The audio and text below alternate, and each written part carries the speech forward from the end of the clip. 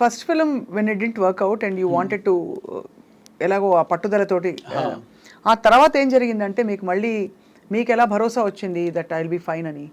అంటే ప్రాబబ్లీ ఆ యాక్టింగ్ ఇన్స్టిట్యూట్లో ట్రావెల్ అవడం అనేది కూడా అది కూడా మళ్ళీ జరిగింది. And then I started noticing that okay, అప్పుడు నాకు అసలు ఏం అర్థం అవ్వలేదు, ఇప్పుడు కొంత బాగానే అర్థమవుతుంది అనేది అనిపించిన తర్వాత ఈ యాక్టింగ్ ఇన్స్టిట్యూట్స్కి ఎవరో ఒకళ్ళు డైరెక్టర్స్ ఎవరైతే యాక్టర్స్ తోటి రిక్వైర్మెంట్ ఉంటుందో వాళ్ళు వస్తూ ఉంటారు. అలాగా జైన్సీ పరాంజీ గారు ప్రభాస్ తోటి ఈశ్వర్ సినిమా చేస్తున్నాము అనే ఒక కొత్త సినిమా చేస్తున్నాము కొత్త వాళ్ళతోటి అన్నట్టుగా ఆయన వచ్చారనమాట. అప్పుడు ప్రభాస్ కొత్త వాళ్ళు.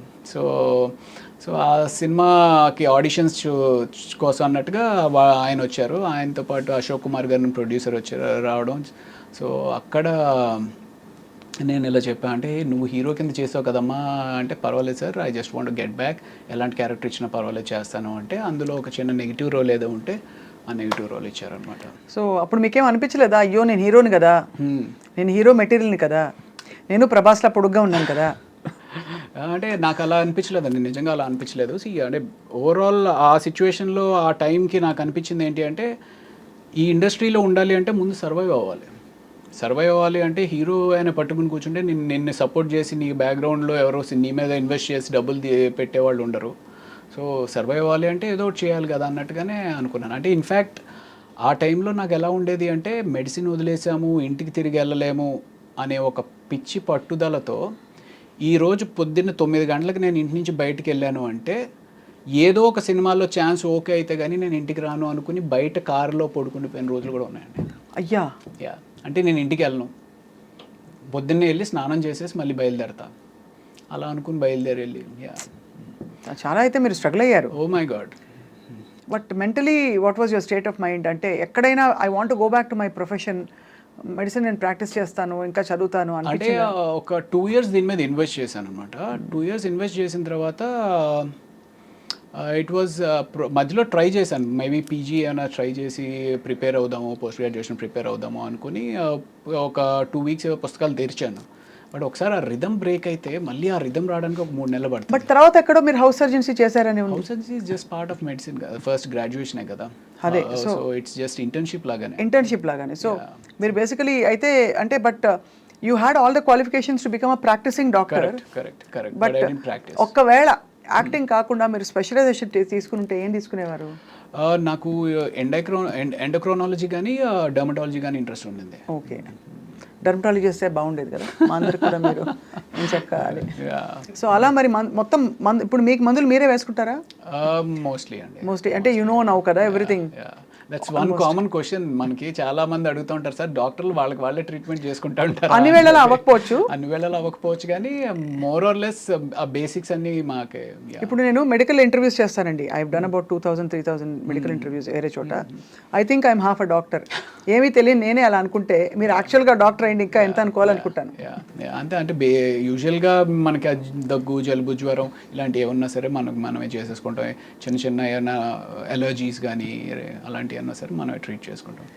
ప్రభాస్ గారితో మీ first film, how was your experience meeting Prabhas first time? అప్పటికేం తెలియదు కదా, అందరు కొత్త వాళ్ళు. అంటే నేను నా ఫస్ట్ సినిమా ఏదైతే నా ఎక్స్పీరియన్స్ ఉంటుందో సేమ్, అంటే ఒక నైవ్గా అమాయకంగా ఎవరేదో చెప్తున్నారు ఏంటి. ప్రభాస్ కూడా సత్యానంద్ గారి దగ్గర స్టూడెంట్ యాక్చువల్లీ. అవును. సో అలాగా అప్పుడు తను వచ్చినప్పుడు అలా ఉండేవాడు. బట్ తను మంచి పర్సనాలిటీ అండ్ అంటే తను వాక్ చేసినప్పుడే నాకు అనిపించేది, ఓ మ్యాన్ అసలు ఎంత మ్యాన్లీగా ఉంది తిని వాక్ అనేది. నాకు అప్పుడు ఒక మారుతి కారు ఉండేదన్నమాట. షార్ట్ గ్యాప్లో వచ్చి తను కార్లో పడుకునేవాడు. అంటే రాత్రంతా అంటే ఈ షూటింగ్ టైర్డ్నెస్ తోటి ఇంకొక 2 గంటలు పడుకొనిస్తే బాగుండు కదా అంటూ ఉండేవాడు అనమాట తను. So ya, that was a wonderful experience. ఎలా అనిపిస్తుంది అంటే today he is one of the biggest pan world super star. ఇప్పుడు if you met him Ravi garu, would you have the same vibe? Because you sort of started off together. ఇద్దరికి ఈ మధ్య అంత పరిచయం ఉంటుందంటారా? I don't know. You don't know. You haven't probably been in that situation yet. So Eshwar తర్వాత క్యా హువా? ఈశ్వర్ తర్వాత అందులో నెగిటివ్ రోల్ చేసిన తర్వాత వైవిఎస్ చౌదరి గారు సీతయ్య అని చెప్పి హరికృష్ణ గారితో ఒక సినిమా చేస్తా ఉన్నారు. అవును, సీతయ్య తెలుసు కదా. సీతయ్య ఎవరి మాట విండు, సీతయ్య మేము వాడుకుంటాం, కానీ నేను సీతక్క అని మార్చుకున్నా నా గురించి. ఓకే. సో ఆ సినిమాలో ఒక సిమిలర్ నెగిటివ్ రోలే బట్ ఆ నెగిటివ్ రోల్తో పాటు ఒక వండర్ఫుల్ సాంగ్ అండి, కీరవాణి గారు కంపోజ్ చేసిన సాంగ్, ఆదిశంకర్లో సౌందర్య లహరి అని చెప్పి ఒక సాంగ్. ఆ సినిమా దట్ హ్యాపెండ్. దీని తర్వాత Eeshwar led to that Seethaiah. And after Seethaiah my next నా అంతటికి నేనుగా సాధించుకున్న సినిమా ఘర్షణ అనమాట. మళ్ళీ ఆడిషన్స్కి వెళ్ళి Gautham Menon. Yeah correct. Yeah so that was in 2004 I think. Exactly. మీకు ఉన్నారా అసలు ఇండస్ట్రీ తోటి సంబంధం ఉందా? 2004 లేదు యాక్చువల్లీ అప్పుడే వచ్చాను. I just come in. Okay. యాంకర్గా జర్నలిస్ట్గా జాయిన్ అయ్యాను TV9 2003లో. ఓకే. సో బట్ అప్పుడు ఐ థింక్ ఘర్షణ చాలా మంచి వెంకటేష్ గారి. అవును. సో వెంకటేష్ గారి కాంబినేషన్తో మీకు చాలా ఇది మంచి ప్రముఖ పాత్ర అందులో. అవును అవును. So obviously tell us about that experience ఎలా ఉంది? అంటే ఫస్ట్ డే మేము ఇక్కడ ఫిల్మ్ నగర్లో ఏదో బిల్డింగ్ మీద చేస్తూ ఉన్నాం అనమాట. అది ఎన్కౌంటర్ అయితే ఆయన వచ్చారు కంప్లీట్ టైట్ షర్ట్స్ తోటి. ఐ మీన్ చిన్నప్పటి నుంచి ఏంటబ్బా ఏం చేస్తారమ్మా అన్నాడా? అలా సేమ్ ఎగ్జాక్ట్లీ అలాగే అనుకుంటే అలా అనుకుంటే వచ్చి రెడీగా షార్ట్ రెడీగా చేసేద్దామా అని చెప్పేసి హడావిడికి వస్తే, బట్ నాకేంటి అంటే చిన్నప్పటి నుంచి ఒక పెద్ద స్క్రీన్ మీద ఒక విగ్రహాన్ని చూస్తున్న విగ్రహం ముందుకు వచ్చింది అనుకోండి ఎలా ఉంటుంది. బట్ చాలా కూల్గా ఉన్నారు. ఆయన చూడడమే ఒక థ్రిల్లింగ్ ఎక్స్పీరియన్స్ అనిపించింది అనమాట నాకు. దెన్ నాకు అది that was the first day. అక్కడి నుంచి రోజు షూట్ చేస్తూ ఉన్నాము. అండ్ దెన్ శ్రీలంక వెళ్ళి ఆ ఎపిసోడ్ చేసాము. ఆ శ్రీలంకలో బోట్ మునిగిపోయింది. మేము యాక్చువల్లీ ఏదైతే ఆ హౌస్ ఉంటుంది, if you remember that movie, ఆ హౌస్ ఉంటుంది వెంకటేష్ గారు ఆ సీన్ హీరోయిన్ది ఒక హౌస్ ఉంటుంది అనమాట. ఆ హౌస్కి ఒక బోట్లో ఒడ్డు నుంచి ఆ ఇంటికి వెళ్ళి అక్కడ షూటింగ్ చేసుకుని మళ్ళీ ప్యాకప్ తర్వాత ఇటు వచ్చేయాలి. సో ఈ బోట్ ఏదైతే ఉందో అది టెంపరీగా తయారు చేసిన బోట్ అనమాట. ఆ టెంపరీగా తయారు చేసిన బోట్ మీద అందరూ ఎక్కేశారు. అప్పటికి వెంకటేష్ గారు ఇది కూడా చేశారు. ఎంతమంది పట్టొచ్చు అది ఇంట్లో అంటే, సార్ 15 మంది పట్టొచ్చు సార్ అని అన్నాడు. 15 మంది ఎంతమంది ఉన్నాం, మనం ఎంతమంది ఉన్నామంటే, సార్ 16 మంది ఉన్నామండి, ఇంకో 4 దింపేశానండి ఎక్కువ ఉంటాయి అని చెప్పేసి అతను అన్నాడు. సో బోట్ స్టార్ట్ అయింది. బోట్ స్టార్ట్ అయితే కరెక్ట్గా వెంకటేష్ గారు ఆ సీన్ మాట్లాడుకుంటూ ఉన్నారు. ఏంటి మీరు శివమణి అనే సినిమాకి థాయిలాండ్లో ఏదో బోట్ ఎక్స్పీరియన్స్ అయిందంట కదా, బోట్ మునిగిపోతుందంట కదా, ఇది ఇలా మాట్లాడుతున్నారు. నేను ఇలా చూస్తుంటే బోట్లో ఇంక నీళ్ళు వస్తున్నాయి. ఏంట్రా నీళ్ళు వస్తున్నాయి అనుకుంటున్నా. అలా వస్తున్నాయి, అలా స్పీడ్గా ఎక్కువైపోతూ ఉంది. సరే ఇటు వస్తున్నాయి కదా, ఇటు మునిగిపోతుంది కాబట్టి అందరం ఇటు వచ్చేద్దాం అన్నట్టుగా నేను ఇటు వచ్చాను కదా, అది ఆగట్లా. అలాగే నీళ్ళు వచ్చేస్తున్నాయి అని అరుస్తూ ఉన్నాం. ఇంతలో ఇటు వచ్చాము, అది విత్ ఇన్ సెకండ్స్ మొత్తం టాపులు అయిపోయింది. మీరు పడ్డారు? టాపులు అయిపోయింది. బోటు పైన ఎవరు లేరు. బోటు తిరగబడిపోతే మనుషులందరూ బోటు కింద ఉన్నారు. ఏంటి వెంకటేష్ గారు ఆ సీన్ మొత్తం క్రూ, కెమెరామ్యాన్. అయితే అందరికి ఈత వచ్చా అండి? ఎవరికి? ఒక్క కెమెరామ్యాన్ గారికి వచ్చు. క్రిటికల్గా ఇంజ్యూర్ అయ్యి ఒక 3 రోజులు షూటింగ్ అయిపోయింది ఆ కెమెరామ్యాన్ గారి వల్ల. అయ్యా. ఎందుకు అంటే మేమందరం ఆ బోట్ ఎప్పుడైతే తిరగబడిపోయిందో, లక్కీగా ఏంటంటే బోట్ మునగల, తిరగబడిపోయి ఇట్ వాస్ హోల్డింగ్ అనమాట.